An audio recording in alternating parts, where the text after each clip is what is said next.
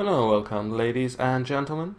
I am Sebastian Sjoberg, the host of GG Vision, coming out of PolygonReview.com, and in this very special StarCraft 2 broadcast, made in association with eSports Fans International, we will be going on a journey through the history of the competitive scene around StarCraft, looking at how and why it has been thriving, kicking, and remaining a spearhead of its kind for well over 10 years, and why it is now more alive and thriving than ever. If you're watching this, you are likely to be a newcomer to the world of StarCraft. Most probably you have entered or perhaps re-entered this scene after the release of the much anticipated StarCraft 2. In that case, especially if your interest lies in the multiplayer aspect of the game and its power as an electronic sport, you will by now have encountered tons of references to Brood War, the original StarCraft, the old days. This article series, here available in video, is meant for you, and it will explain why and how StarCraft 2 stands on the shoulders of the giant that is its predecessor. It will show the legacy that is now enabling the current boom and uncover some of the things that lie ahead. It all started in 1998, when Blizzard Entertainment released the first StarCraft, based on the company's earlier success with their other real-time strategy franchise, Warcraft 2. Their new title, which had been scornfully described as Orcs in Space by many members of the press, quickly gained a large following among gamers around the globe, and Blizzard soon began working on an expansion set. With the release of StarCraft Brood War, the story of the game as an esport started to become truly captivating. Brood War introduced new units and strategic additions to StarCraft, giving medics to Terrans, Dark Templars to Protoss, and the Lurker to Zerg. It would take several more years of patching from Blizzard's side before the game reached its current state of arguable balance, but with the release of Brood War came a richness to multiplayer that had not been there before, anywhere. It became possible to perform strategies, combinations, tricks, and unit movements that were simply inspiring. StarCraft Brood War was ahead of the curve back in those days, and while that meant that it had more players than Command & Conquer Red Alert, no one could have foreseen that the game would endure for another 10 years and become the most competitive form of digital competition the world has yet to see, least of all Blizzard. The reason why that came to be is the peculiar set of conditions in South Korea during the late 90s. The history of how StarCraft became the vehicle of an entirely new industry that today employs thousands of people, have several dedicated TV channels, and is synonymous with mainstream youth culture in South Korea, deserves a much longer article than this one. At the root of it lies the fact that Korea had entered an economic recession at the end of the 1990s. You may remember that IT bubble that burst so badly. The result was that many tech-savvy young men were unemployed in the most broadband-connected country in the world at the time. Already back then, internet cafes, so-called PC bongs, were a common sight in Korean cities. There people sat down and played games all day, and due to the sudden lack of employment opportunities in the IT sector, a lot of people spent a lot more time there than they otherwise would have. The reason why one game was played above all by everybody, and that game was of course StarCraft, is often attributed to the Confucian culture that is so dominant in Korean society.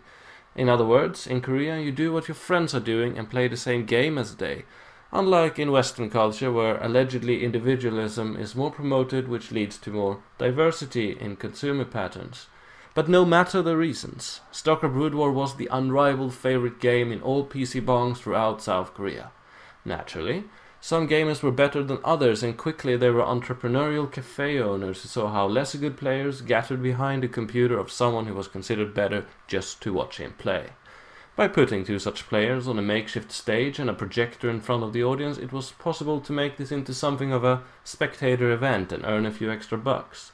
This was the humble beginning of Korean pro gaming culture, and what would turn into a multi-million-dollar industry. That in itself was not enough, however, for esports to grow and become what it is today.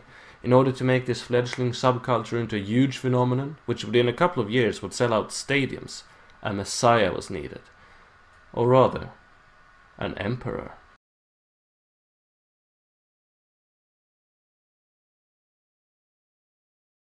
Lim Yo-wan, better known as Slayer's Boxer, was not the first professional gamer to play on Korean TV or win any of the early tournaments. In his autobiography, he describes the long and winding road he took before he had turned the doubters into devoted fans. It is, however, an unopposed fact that he is the father of not only StarCraft Pro gaming, but esports at large as well.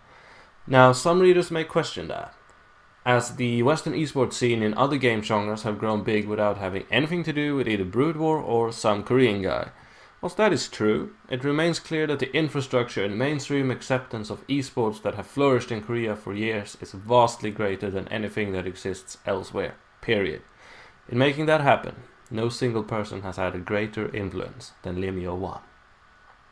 Boxer, who will always be known as the Terran Emperor, managed to do an acutely difficult yet simple thing.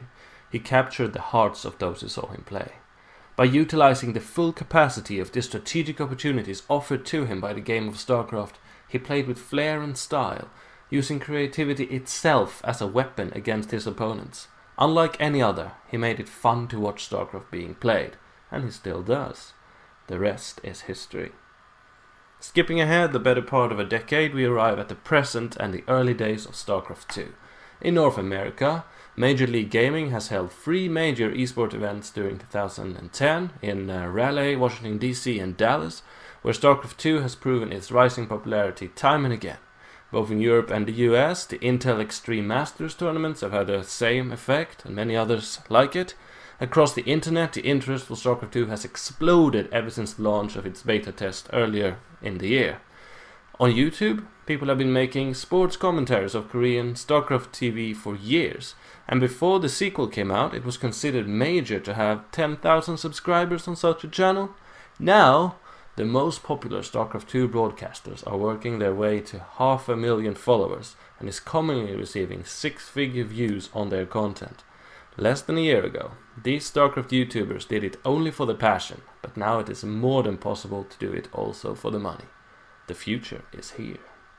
Still, similarly to before, Korea remains ahead. The Global Star League, the GSL, takes place in Seoul, brought alive by GomTV.net with direct support from Blizzard and $100,000 prize pool, complete with professional commentary in English over the internet. The old, 30 years old, Emperor, Slayer's Boxer, who by many was considered to be a has-been a long time ago, impressed the whole world with his new StarCraft 2 skills and was not stopped until the semi-finals of Season 2. Though unlike before, the StarCraft esports scene is now infinitely more international, inclusive and easy to enjoy as a spectator. After all, that's why you're here. During the decade of Brood War, a lot of things have happened to the ways information is spread and how people communicate and share content online. In a world where constant connectivity is a lifestyle choice for many, particularly so perhaps for those interested in gaming, the demand for new digital entertainment is infinite, most so for video content. Facebook, YouTube, Twitter, smartphones, iPads enable everyone to share, watch and consume anything instantly and on demand.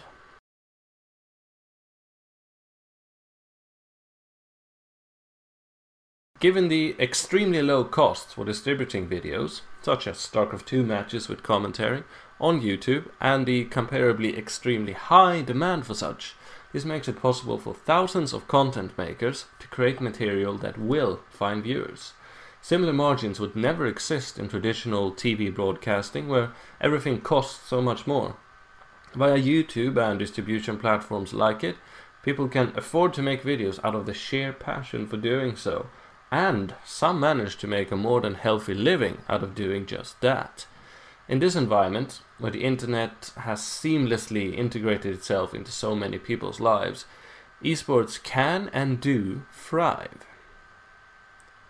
The next part of this article will explore the future potential of electronic sports, using StarCraft 2 as its spearhead example, and reveal both the obstacles and opportunities that lie ahead before this subculture has become all that it can be. Further attention will be given to the importance of the necessary showmanship, the flair, the je ne sais quoi, that captivates viewers and creates new followers. How pro gamers like Dario TLO Wunsch are walking in Lim Yo-wan's footsteps, and what must be done for them not to stumble. Most importantly, I hope to show you that in esports, as in any traditional sport, it is the legacy of old that builds the anticipation for things to come. We need continuity and legends, star players and bad boys, rivalries and ongoing tournaments that we know will take place at regular intervals every year. We need, unlike in the past, for esports to be the gender-neutral competitive activity that computers enable it to be. Those are the building blocks of Epic. Welcome to the world of StarCraft. I hope you found this information useful and that it gave you a deeper understanding of the rich competitive scene that has existed around StarCraft for over a decade and is now more alive and kicking than ever. In the next video and article, I will talk about the current state of the game and where it's going and how you can play a part in that. As mentioned, the content of this video is also available as a written article over at esfiworld.com. It's available through the link down there in the description box. Your feedback is my stimpack, so do let the comments flow, let me know what you thought of this. And if you liked it, feel free to subscribe to this channel and give it a thumbs up. It certainly helps. The awesomeness will only keep on coming, so do stay tuned. Now thanks for watching, see you all again very soon. I am Sebastian Sjoberg and this is GG Vision. Now go and enjoy some StarCraft. Good luck, have fun!